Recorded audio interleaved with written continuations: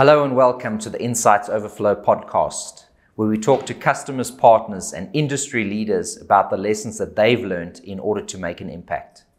Today, I'm joined by the guys from IOTDC, Ewald and Tiaan, and we're going to talk about their customers' use cases and how and why their customers pick them over anybody else. So guys, welcome. We've sort of walked a long road together between our two businesses.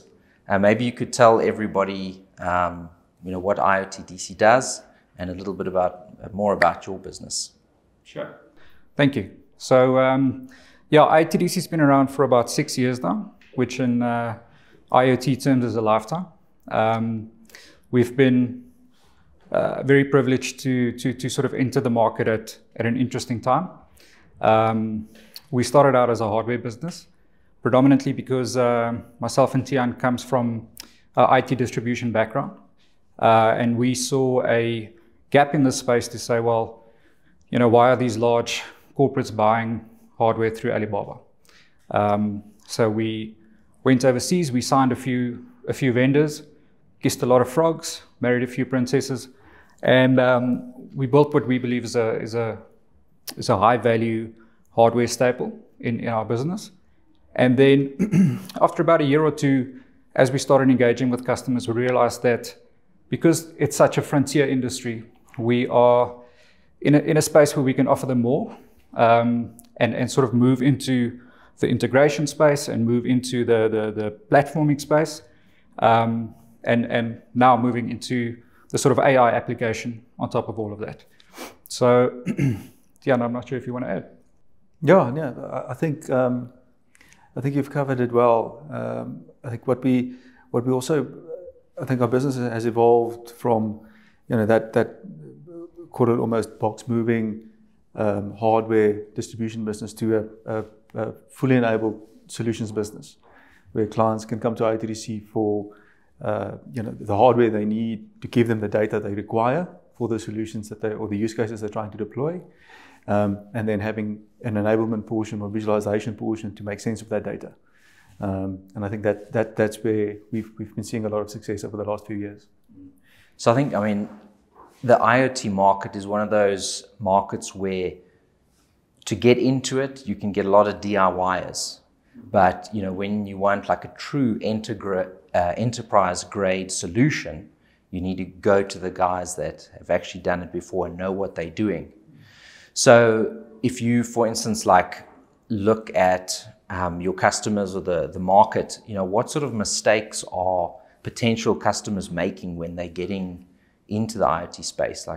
How can they avoid those mistakes? So I think for a long time, IoT has been proclaimed to be some sort of silver bullet to any almost analytical, let's call it operational analytical challenge that businesses have or experience. There's a lack of definition of the value that they actually will be able to get from the use case. So they aren't defining the value that they require effectively enough. And I think there's an unrealistic expectation sometimes around what the time frame of deploying an IT project should be. So it's a business, the business needs to understand the value that they can get from IoT as a tool set or as a solution. And then from there, engage with reputable vendors to come and help them execute on that vision.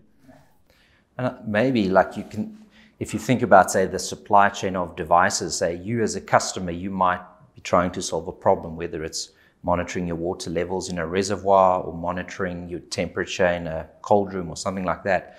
You know your problem, but you might not know what device best suits that particular use case and the pros and cons of that device. So I think when I look at it, a lot of the mistakes people can make would be they don't know what to buy. They need an expert advisor to say, well, we've deployed these types of solutions before. These are the devices that work. These are the types of communication protocols that make the most sense for your use case. Yeah. A customer's going to struggle with that themselves.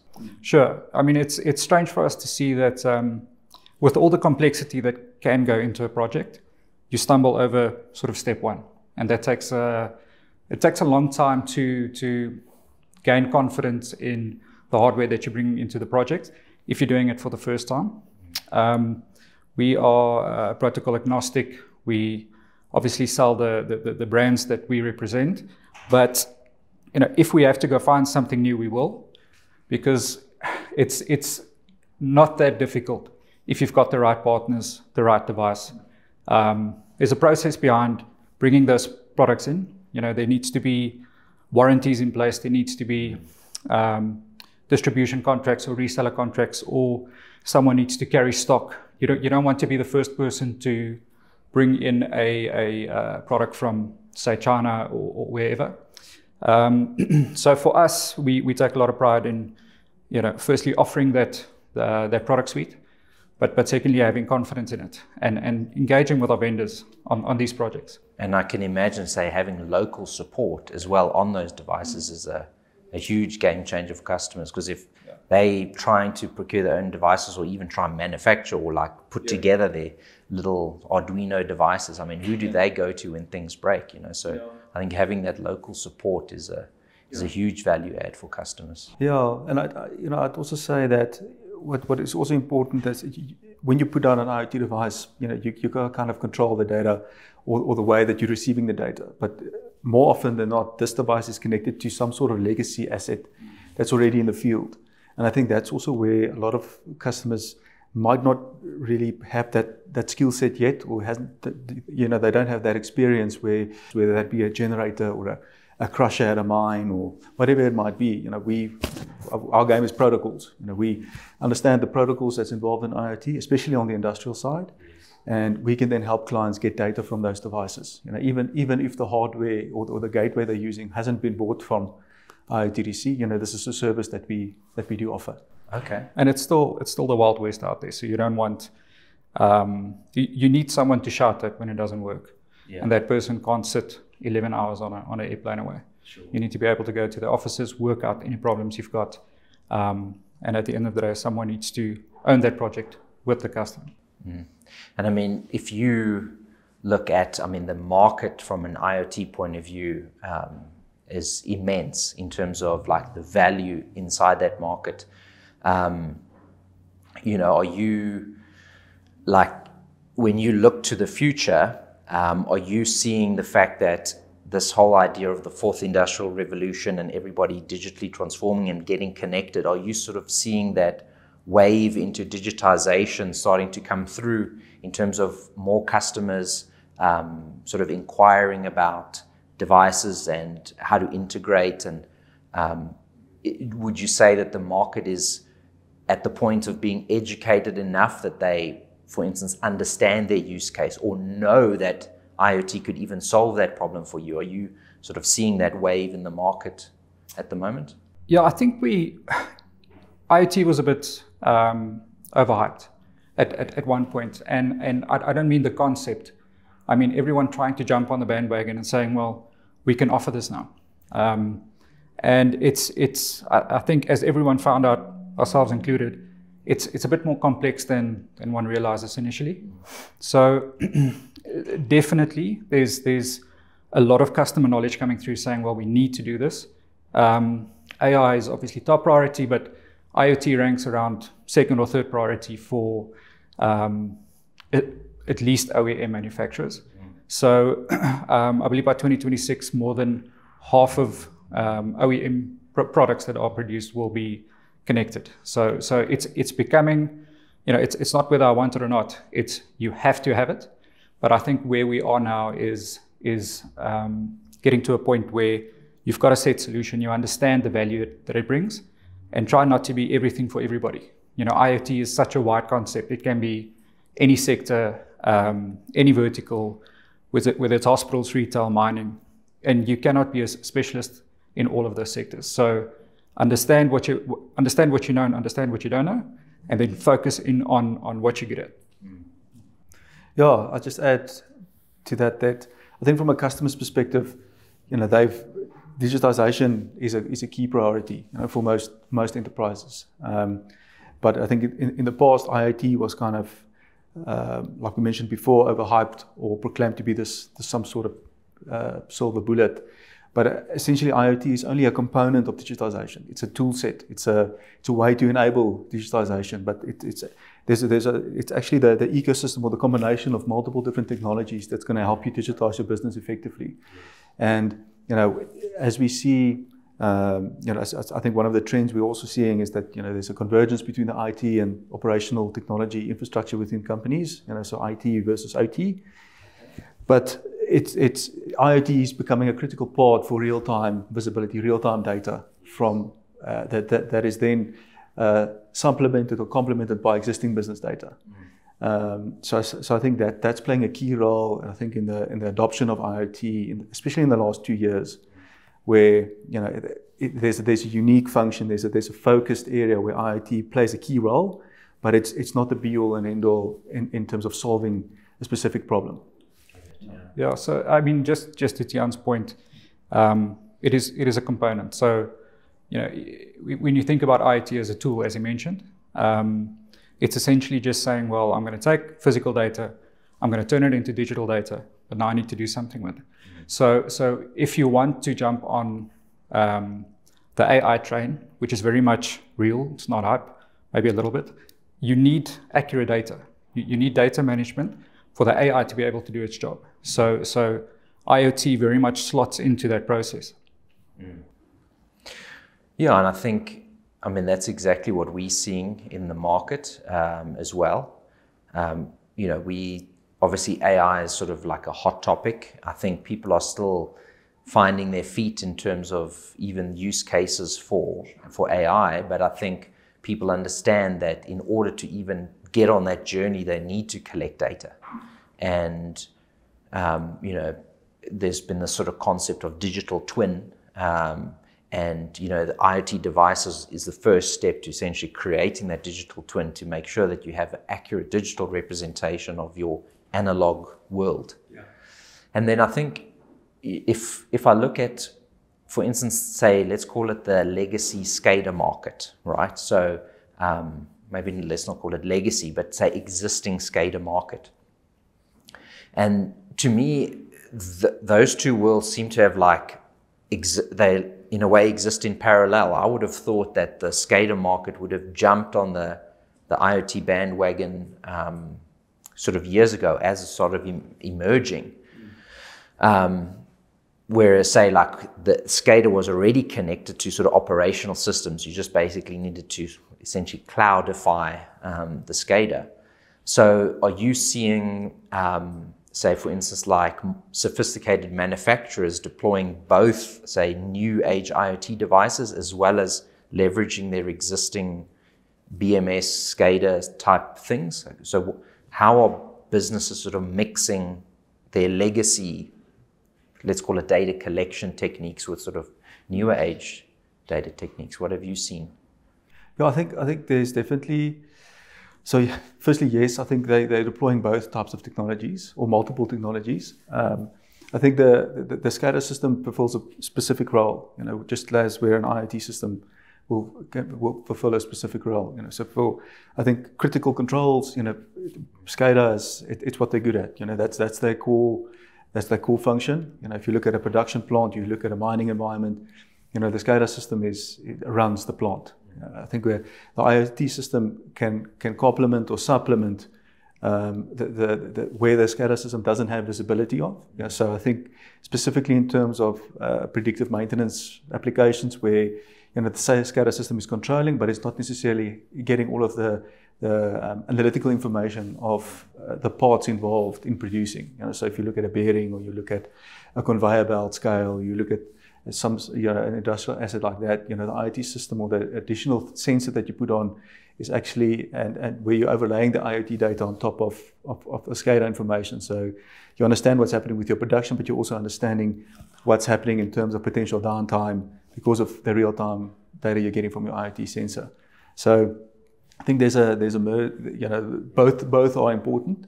And I won't necessarily say that an IoT system should be used for doing critical controls.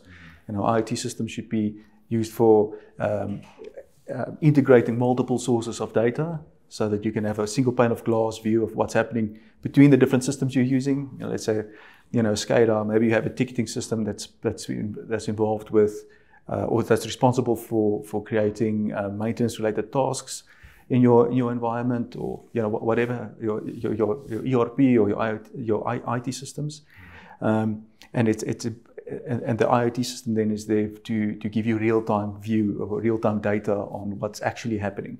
So you can kind of layer what's planned and what's being produced over what is the status of your equipment or machine life cycle as well. And if you sort of had brought in a customer that maybe didn't know much about IoT, and they, for instance, thought that I just need to procure a device, could you describe the components that you actually need for a full solution for that customer to actually get sort of value out of their deployment? I mean, as we know, it's more than just procuring the device. So like, how would you sketch out like an architecture of what a true IoT solution looks like? Yeah, I think you need to, if you break down all of the complexity of IoT, for us, it really comes down to tracking, monitoring. So I think working back from there is a bit easier. So if someone came to us and they've got this grand plan of a drone doing heat mapping on a coal mine, that's probably something that we would walk away from. Those projects do exist, but I don't think as a IoT system sell, that's really where you want to play. So working back from the tracking or monitoring, understanding what sort of asset it is. Is it a legacy asset? Can it already talk to a network? And then we will typically have a fairly good idea of what gateway or what sensor to then bring into that solution. And the platform question is really just one of budget. How deep do you want to go? Typically, we would always provide reporting, dashboarding, alerts, because that's really what I suppose the sort of critical things that the customers want to see. And then from there, it's understanding how that deployment would work. So we try not to overcomplicate it, but as we know, it can become quite complex, especially on the telco and the mining side, where you've got this sort of critical infrastructure that needs to be protected or needs to be monitored, and that will be a deeper process and a longer discussion, certainly. Yeah, I'll just add I'll just add one thing there, but I think what is the components Ewald mentioned is like the core components of how or what customers need to think about when they're implementing an IoT solution. But also something that's very important is change management within their own businesses, where they have a current legacy process, or they have a way where this is how things work at the moment. So the current state, and we're implementing technology here to improve our current state. But there's not a lot of change management that goes into getting the business to conform to the future state that's envisioned. And I think that's where also some of that, because even though you could put the best technology to solve a specific problem, but if you have a broken business process or you have an inadequate business process, the technology can only do so much, can only go so far. So I think identifying in conjunction with implementing an IoT solution, one also needs to look at the underlying business process and fill any gaps along with the technology that you're putting in, to then ensure at the end of the day, your future state that you want, the change, the value, the saving that you want to achieve is realistic and can actually be achieved. No, 100%. I think when anybody's deploying technology, I mean, that's the thing that they miss. So if you look at sort of the history of your business and the types of solution that you've deployed, like what are some of your proudest moments in terms of the solutions that you've done or things that you achieved? Like, how would you sort of describe those key moments and those key solutions that you've done for customers? Yeah, look, I'd say so. We've deployed let's call it a digitization solution for mine tailings dams, which I think it encompassed IoT at its core, but it also encompassed digitizing previous manual-based paper processes for a client. So we actually went down into the client's business process and identified gaps. Because if you're analyzing risk in terms of something like a tailings dam, which has incredibly severe consequences if it's not managed properly, the integrity of the data is key, as in any technology solution. So I think we went down into the client's business process and then identified different areas where the integrity that can influence the integrity of the data, and then brought them into a platform solution where they can now have an integrated tailings management suite to better identify, firstly, better manage their own business processes and tasks, but then also to better manage the risk on behalf of the customers that they're servicing. And that solution is now live with about 40 tailings dams in the country. It's been a two-year process, but I think it's working very well.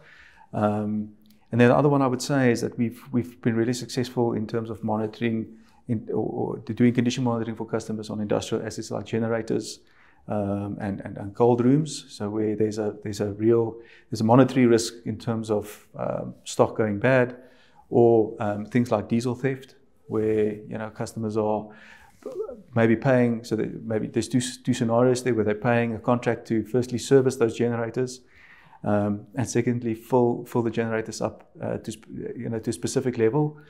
And then the second risk there is staff potentially stealing or siphoning off that diesel. And now with our solution, they have real-time visibility of firstly what are the consumption, are the generators being serviced and filled up at the appropriate levels, and especially from a maintenance perspective, to make sure that according to the SLA, according to the runtime for that asset with that specific supplier, that those actions or those maintenance actions are actually being taken. And then secondly, making sure that there is a monetary saving in terms of the diesel theft that was currently being experienced versus afterwards when they implemented our solution. So yeah, I think those are the two. I don't know if you want to add. Yeah, I would add to that the 4 Raspberry Pis we sold as our first deal. So we celebrated way more than we made that day, but that sticks out for me for sure. Mm. Yeah, and I suppose, you guys are, it's your business, like as you're entrepreneurs at heart. Like if you sort of described your journey over the last 6 years, is it sort of been everything that you expected? Like if you sort of sat back 7 years ago and sort of the visions of what you wanted to do, and would you say that you've achieved some of those things that you set out to? And then also, what does the future look like for IOTDC in terms of the solutions you're going to deploy and how the business is going to grow over the future? Yeah, I think we when we set out to start this business, we had no idea that it would change as much as it did, and I'm sure it will continue to change going forward. That's a lesson that we learned. When we did start in 2019, we were forced to navigate things like COVID, component shortages, couple of sort of economic blunders on the macro scale, and when you learn to adapt to those things, the journey becomes a little less scary. We've been incredibly privileged to have good mentors, great customers, and an excellent team, which I know is a bit of a lotto initially when you start appointing people, but we've been very, very fortunate in that regard. So in terms of where we're going, I think first and foremost want to be a high quality, trusted South African IoT specialist, and then we will follow our customers into Africa as we've already done.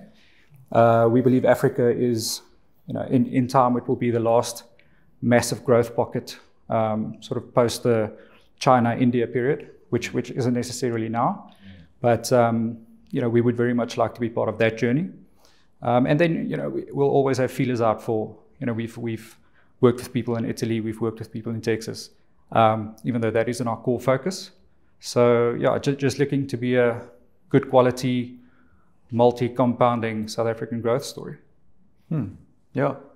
No, just from a personal perspective, it's definitely the hardest and at the same time the most worthwhile thing I think we've ever done. And I'm also, just to echo what you were saying, I'm really excited about the future of I think the industry and the role that IOTDC can play within that industry. I think the